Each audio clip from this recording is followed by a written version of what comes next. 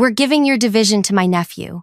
You're clearly not capable of running it anymore." Rupert said it like he was ordering lunch. Just stated it, matter of fact, while I stood there in that meeting room with 11 other people watching. His nephew, Colton, sat 2 chairs down from him, leaning back like he already owned the place. 24 years old, had that look people get when they've never been told no in their entire life. I remember the sound of someone shifting in their seat, the way nobody would look at me directly. 8 years I'd spent building this division from absolutely nothing, and he was taking it away in one sentence. "Congratulations to him," I said. I even smiled when I said it. Colton nodded at me like I was being reasonable, like I understood my place. But let me back up. Let me tell you how I got there. My name is Lena. 8 years before that moment, I was brought in to handle a part of the business nobody else wanted to touch. It was broken. The relationships with the people who supplied what we needed were a disaster. Half of them were ready to walk away completely. The other half only stayed because they had contracts they couldn't break yet. Rupert had told me during my first week, "Fix it or we shut it down. You have 6 months." I didn't fix it in 6 months. I rebuilt it from scratch in 2 years. Every single supplier I met with personally, not in fancy places. I went to their warehouses, their family restaurants, sat with them and learned how they actually worked, what they needed, what they'd been asking for that nobody had listened to. There was this man, Prakash, who ran one of our biggest supply operations. First time I met him, he said, "You're the 5th person they've sent in 3 years. Why should I believe you're different?" I told him, "Because I'm not here to manage you. I'm here to make sure we don't waste your time anymore." It took 4 months before he trusted me. But after that, he'd answer when I needed him. Not because of contracts, because he knew I'd never promise something I couldn't deliver. That's how I built all 17 of those partnerships. One conversation at a time, one promise kept at a time. By year 3, our division was making more than any other part of the business. By year 5, we doubled that. By year 8, we were the reason the whole operation could expand into new areas. Rupert never said thank you. Not once. He'd show up twice a year, walk around for an hour, then leave. He didn't know the names of the people who worked under me, didn't know how anything actually functioned. He just saw numbers going up and assumed it happened automatically. But I didn't care about being thanked. I cared about building something that worked, something that mattered. Then 3 months before that meeting, something happened. I was having breakfast at this small place I liked near the industrial area. Quiet, good food. I'd been going there for years. That morning, someone sat down in the booth behind me. I heard him order, heard his voice, and recognized it immediately. Graham. He ran our biggest competitor. We'd never met face to face, but I'd heard him speak at industry events. Knew his reputation. Smart, direct, didn't play games. I almost left, but then he turned around and said, "You're Lena, right? From Rupert's operation?" I nodded. "Mind if I join you?" he asked. Not for business, just curious about something. He moved to my booth, ordered more of that spiced tea they made. Then he said something I wasn't expecting. "How long do you think you have before he finds a way to push you out?" I must have looked confused because he continued, "Rupert, I've watched him do this for 15 years. Finds someone capable, lets them build something valuable, then hands it to someone in his family or someone who owes him. Happened to 3 people I know personally. You've been there 8 years. Your division is successful. You're about to become inconvenient." "Why would I be inconvenient?" I asked. "Because you know too much. Because people respect you more than they respect him. Because at some point you might realize you have leverage and he can't control that." I didn't believe him at first. Thought maybe he was trying to recruit me or mess with my head. But something about the way he said it stayed with me. We kept talking. Not about work, about how things actually operated in our world. About the people who made everything possible behind all the official business. About how relationships were more valuable than anything else. When we finished, he said, "If I'm wrong about Rupert, I apologize for wasting your time. But if I'm right, and you ever want to talk, here's how to reach me." He wrote down a personal number on a napkin, not a business line, just his direct contact. I kept that napkin. 2 weeks later, Rupert mentioned during a casual conversation that his nephew was finishing school soon. Said Colton was really sharp and ready to lead something significant. That's when I knew Graham had been right. So I reached out, met him for breakfast again. This time, I asked questions. What would happen if certain suppliers decided to work with someone else? How difficult would it be to establish those relationships from scratch? What would it take to make that transition smooth for everyone involved? Graham listened. Then he said, "You're not talking about changing jobs. You're talking about something else." "I'm talking about what happens when the foundation gets pulled out," I said. "When someone who doesn't understand how things work tries to run something built on trust." He leaned forward. "Keep talking." Over the next 3 months, I met with Graham 9 times. We never discussed anything illegal, never talked about stealing information or breaking agreements. We talked about relationships, about the 17 partnerships that made my division function, about how those weren't contracts you could just transfer to someone new. They were built on years of showing up, keeping promises, being someone people could trust. I introduced Graham to 3 of those suppliers. Just casual conversations. "This is someone I respect. Someone who understands how important you are to everything we do." That's all I said. But that was enough. They met him. They talked. They saw what I saw. Someone who actually cared about building things properly. I never told them to leave. Never suggested they break their agreements. I just made sure they knew there was someone else who valued what they did. Someone who would treat them the way they deserved. Then came that morning meeting. 3 months of preparation, and I still felt my stomach twist when Rupert said those words. "We're giving your division to my nephew. You're clearly not capable of running it anymore." Everyone in that room knew it was garbage. They'd watched me build everything, watched the division grow year after year, but nobody said anything. Nobody was going to challenge Rupert. He owned the whole operation. He could do whatever he wanted.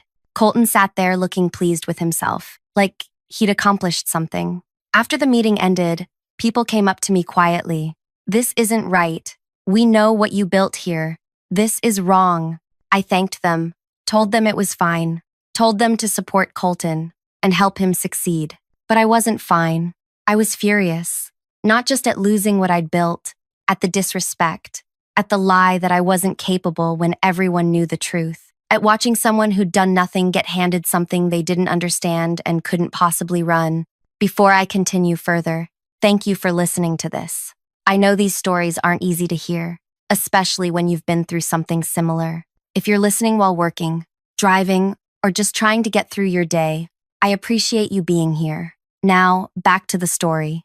Rupert pulled me aside after everyone left.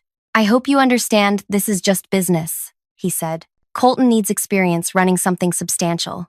Your division is perfect for that." "I understand completely," I said. "Good. You'll stay on for 2 weeks to help him transition. Show him how everything operates.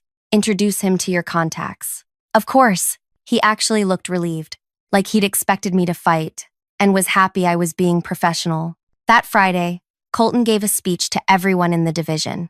Talked about new energy and innovative approaches. Used a lot of words that didn't mean anything. People clapped because you clap when the boss's nephew speaks. That's how it works. I spent that afternoon clearing out my workspace. 8 years of work, and it fit into 2 boxes. People kept stopping by, asking if I was okay, telling me they'd miss working with me. One woman, Sarita, who'd been with me for 6 years, said quietly, "You'll be fine," I told her. "Just do your job the way you always have." But we both knew that wasn't true, because doing the job the way we always had meant relying on relationships that Colton didn't have and couldn't build in time. I went home that evening and sat in my apartment. Didn't turn on any lights. Just sat there thinking about 8 years of early mornings and late nights. 8 years of building trust, one conversation at a time. 8 years of making sure everything worked smoothly, so people like Rupert could pretend it happened automatically. My phone buzzed. A message from Graham. "How did it go?" I wrote back, "Exactly like you said. He announced it today. His nephew takes over Monday. Are you ready?" I looked at that message for a long time. Was I ready? Ready to watch something I built fall apart? Ready to let 17 partnerships I'd spent years creating move on to someone who'd treat them properly? Ready to show Rupert what happens when you hand something valuable to someone who doesn't understand its value? I wrote back, "Yes." That weekend felt strange. Saturday morning, I woke up and didn't have anywhere I needed to be for the first time in 8 years. No messages to check, no problems to solve, no suppliers calling about delivery schedules or payment terms. I made breakfast slowly, sat on my balcony, watched people going about their normal lives. Around noon, my phone rang. It was Prakash. "I wanted to call before anything official happens," he said. "Just to say working with you these past 7 years meant something.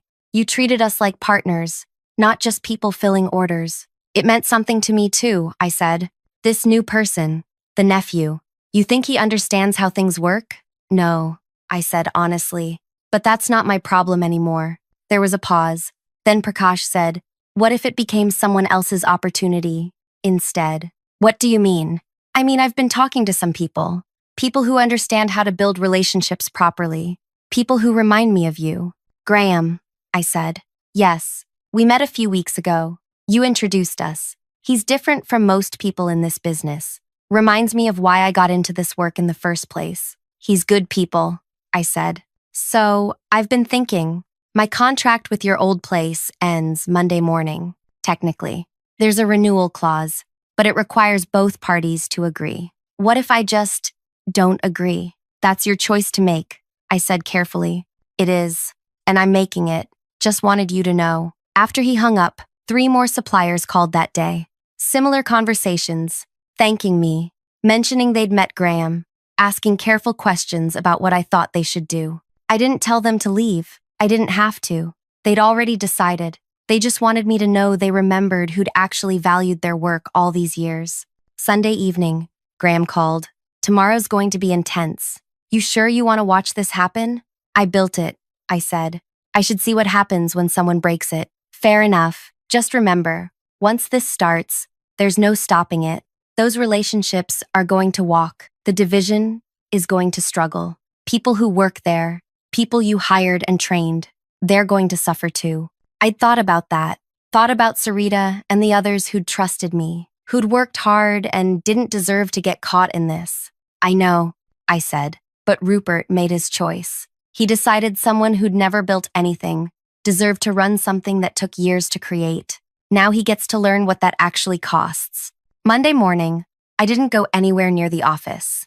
Stayed home, made tea, tried to read, couldn't focus on the words. Around 10, my old work phone started buzzing. I'd kept it over the weekend in case anyone needed something. Message after message from numbers I recognized. Colton's assistant, the operations manager, even Rupert's direct line. I turned it off. Around 11, Graham sent a message. "It's happening. 4 suppliers confirmed they're out this morning. 3 more this afternoon. The nephew is panicking." I imagined Colton in that office, probably surrounded by people trying to explain why everything was falling apart on his first real day, probably blaming them, probably calling his uncle. By evening, Graham sent another update. 7 total so far. He's trying to call the suppliers directly. They're not picking up. Word is Rupert got involved around 3. Started making threats about contracts and legal action. "Will that work?" I asked. "Against people who technically fulfilled their agreements and chose not to renew?" "No, it's just noise. Desperation." Tuesday morning, I finally turned my old work phone back on. 43 messages. I didn't read most of them, but I read the one from Rupert. "We need to talk. This situation with our suppliers is critical. I know you have relationships with these people. I need you to help fix this." I wrote back, "I don't work there anymore. You made that clear Friday." His response came immediately. "This isn't about ego. This is about the business. About the people who still work here. Be professional. Be professional." That's what he said. After humiliating me in front of everyone, after lying about my capabilities, after handing everything I built to someone who couldn't run it, I didn't respond. Around noon, Sarita called. Her voice sounded tired. "It's chaos here. Nobody knows what to do.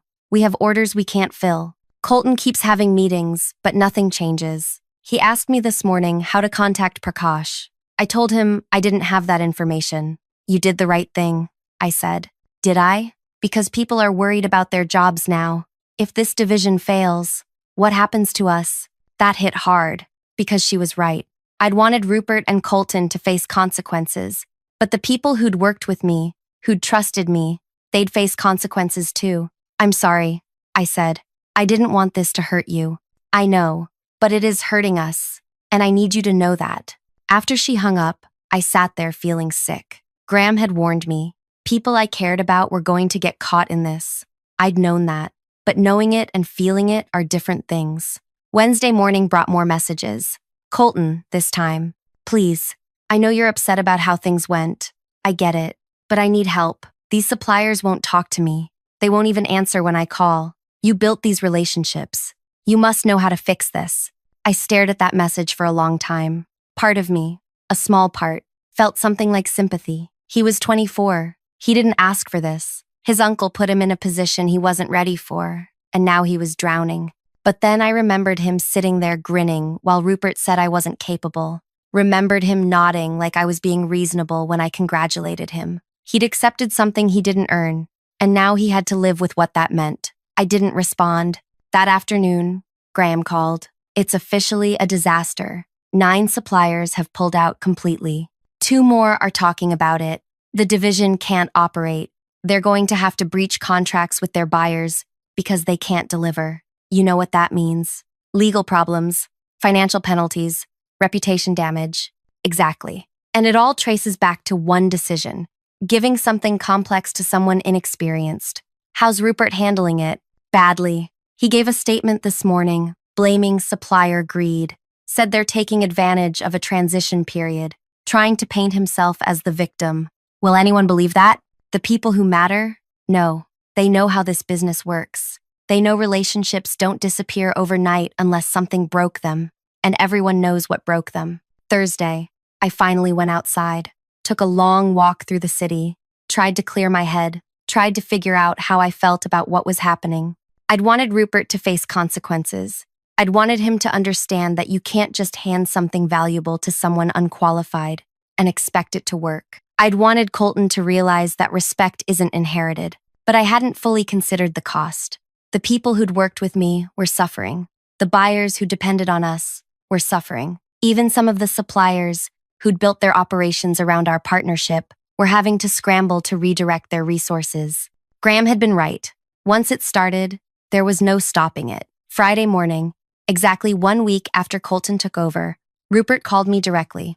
I almost didn't answer, but something made me pick up. You did this, he said. No greeting, no pretense. You poisoned those relationships before you left. You sabotaged my nephew. I didn't do anything, I said calmly. I introduced people to each other. That's all. What they chose to do after that was their decision. Don't play games with me. Those suppliers trusted you. You used that trust to destroy what we built. What we built? I said. You didn't build anything. You showed up twice a year and took credit for work you didn't do. I built those relationships. Me. Over 8 years of actually showing up and keeping my word. Those people trusted me because I earned it. Something your nephew will never understand. He's young. He's learning. You could help him instead of watching him fail. Like, you helped me when you announced I was incapable in front of everyone. When you lied about my abilities to justify giving my work to someone in your family. Silence on the other end. Those people didn't leave because I sabotaged anything, I continued. They left because they knew what was coming. They knew someone who didn't understand or value their work was taking over. They knew they'd be treated like replaceable parts instead of partners. So they made a choice, just like you made a choice last Friday. This isn't over, Rupert said. You're right, I said. It's not. Because now you have to explain to your buyers why you can't fulfill your obligations. You have to explain to your investors why a profitable division is suddenly failing. You have to explain to everyone who trusted you why you thought your nephew could run something he'd never learned to build. And you can't blame me for any of that. You can only blame yourself. I hung up, sat there shaking, not from fear, from finally saying what I'd wanted to say for 8 years.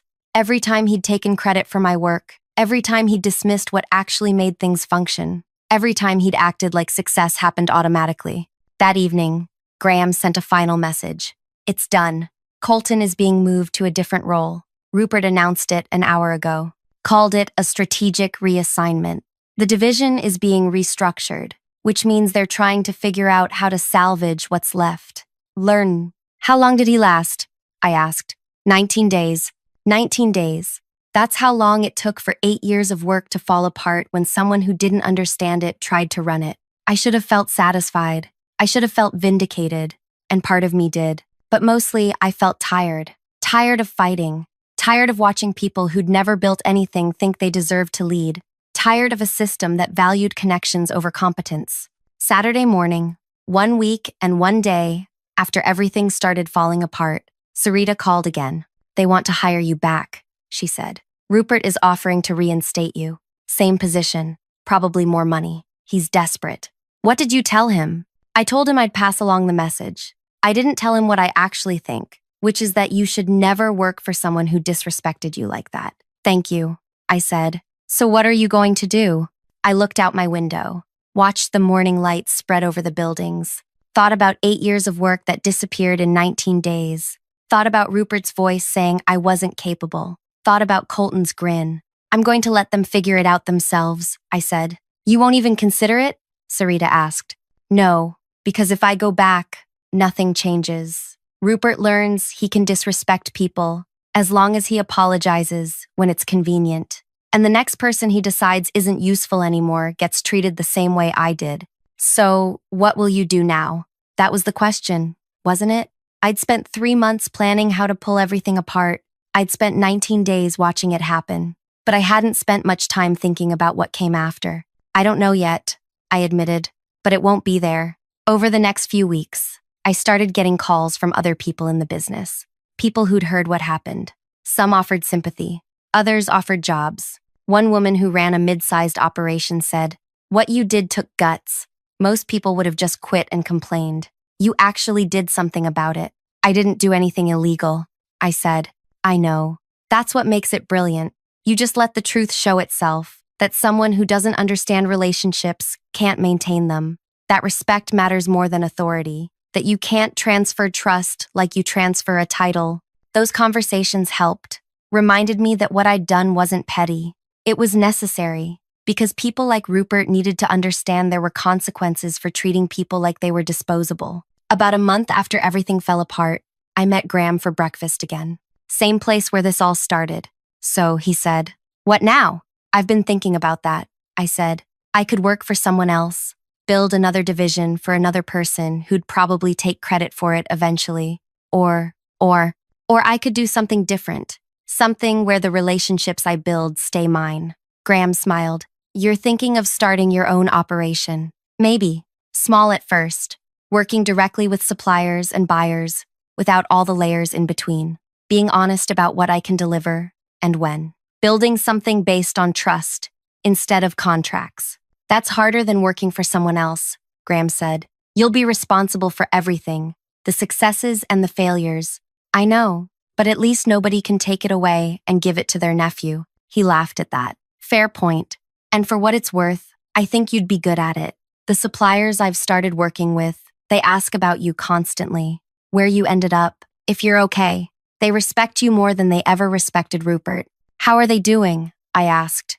"With the transition? Better than expected. They appreciate being valued, being treated like their work matters, which is exactly what you showed them for 8 years. That felt good to hear, because I'd worried that pulling those relationships away had hurt them too. But Graham was right. They were doing fine, better, even, because they were working with someone who understood what they brought to the table. 2 months after I left, I ran into someone from my old division at a shop in the market area. His name was Kieran. He'd worked under me for 5 years. "How are things?" I asked. He shook his head. "Honestly, bad. They brought in someone new to run the division after Colton got moved, but half the staff left. The culture is completely different. Everyone's just trying not to get blamed for problems they didn't create. And you?" "I'm looking for something else. Most of us are. Nobody trusts Rupert anymore. He showed us what he thinks of loyalty." "I'm sorry," I said. "You got caught up in something that wasn't your fault." "It wasn't yours either," Kieran said. "You didn't humiliate yourself in front of everyone. You didn't give away something valuable to someone unqualified. You didn't create this mess. Rupert did. We all know that." After he left, I thought about what he'd said, about loyalty, about trust, about how once you break those things, you can't just fix them by throwing money at the problem or making speeches about professionalism. Rupert had thought he could treat people however he wanted because he had power. He'd thought relationships were just business arrangements that could be transferred from one person to another. He'd thought competence didn't matter as long as you had authority. He was wrong. And now he was living with the consequences. 3 months after everything happened, I officially started my own small operation. Nothing fancy, just me and a few connections, working directly with suppliers and buyers who wanted someone they could trust. Someone who'd show up when things went wrong. Someone who kept their word. I called Prakash to let him know. Finally, he said. I wondered when you'd stop waiting and start building again. I wasn't waiting. I was thinking. About what? About whether I wanted to stay in this business at all, after everything that happened. And I realized I don't want to let what Rupert did change who I am. I'm good at building relationships. I'm good at making things work. Why should I give that up because one person treated me badly? You shouldn't, Prakash said. And for what it's worth, I'd be interested in working with you again. On your terms this time. That conversation led to others. 5 of the suppliers I'd worked with for years reached out. Not all of them could switch their partnerships immediately. Some had agreements they needed to honor first. But they made it clear they'd rather work with me directly than through someone like Rupert. Building something from nothing is different the second time. The first time, I'd been trying to prove myself, trying to show I could fix something broken. This time, I was building on a foundation I already had. Relationships that had survived everything. Trust that didn't disappear just because my title changed. It was slower than before, harder in some ways. I didn't have the resources of a large operation behind me, but it was mine. Every success, every failure, every decision, all mine. 6 months after leaving, I heard through someone that Rupert's business had shrunk significantly. The division I'd built never recovered. Too many broken relationships, too many burned bridges, too much damage to their reputation.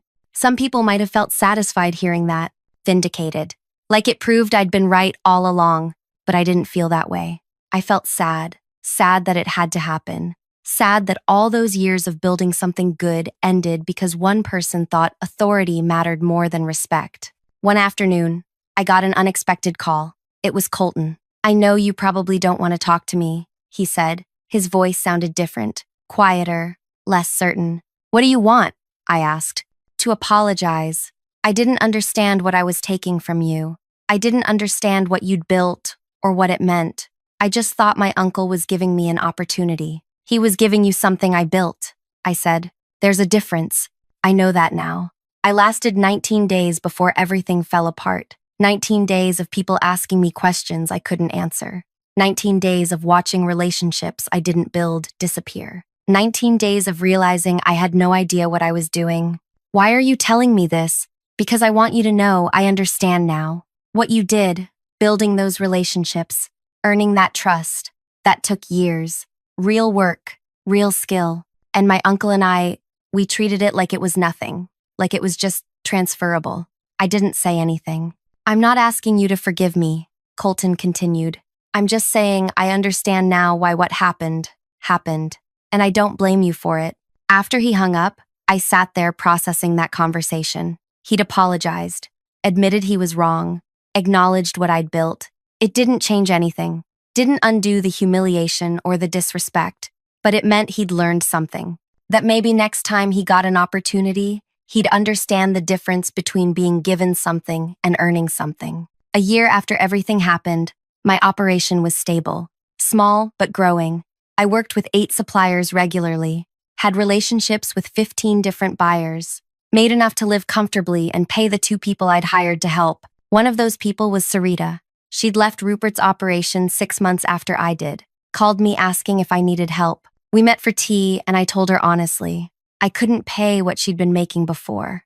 I couldn't offer the same stability as a large operation. But if she wanted to help build something different, something based on trust and respect, I had room for her. She'd said yes immediately. The other person was someone I'd never worked with before, a young woman named Ishani who'd just finished studying and was looking for her first real job. She reminded me of myself 8 years earlier, eager, hardworking, wanting to prove herself. I told her on her first day, I'm going to teach you everything I know, not because I'm generous, because I want you to understand how things actually work, how relationships are built, how trust is earned. And when you've learned enough, if you decide to go somewhere else or start your own thing, I won't stand in your way, because that's how it should work. She looked surprised. Most people would worry I'd leave and compete with them. Maybe, but I'd rather train someone properly and have them succeed somewhere else than keep them limited just to protect myself. That's what happened to me. Someone treated me like I was disposable because they were afraid of what I knew. I won't do that to anyone else. And Graham stopped by one afternoon to see how things were going.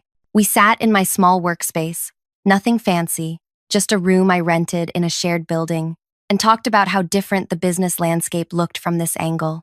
Rupert's operation is struggling to find people now, Graham said. Word got around about how he treated you, how he handed your division to his nephew. People don't want to work for someone who values family connections over competence. Good, I said. Maybe he'll learn something. I doubt it. People like that rarely do. They just blame everyone else and move on. Then that's his problem, not mine anymore. The truth was, I'd stopped thinking about Rupert months ago, stopped checking to see how his business was doing, stopped caring whether he'd learned anything from what happened. I'd moved on, built something new, something that belonged to me, and that was the real victory. Not watching him fail, not proving I'd been right, just moving forward and creating something better. Thank you for listening to my story all the way through. If this resonated with you, if you've been through something similar, or if you just appreciated hearing about someone standing up for themselves, I'd really value if you could leave a comment sharing your thoughts. Subscribe if you want to hear more stories like this. And if you think someone else needs to hear this, someone who's been undervalued or disrespected at their work, share it with them. Sometimes knowing we're not alone in these experiences makes all the difference. Thank you again for being here.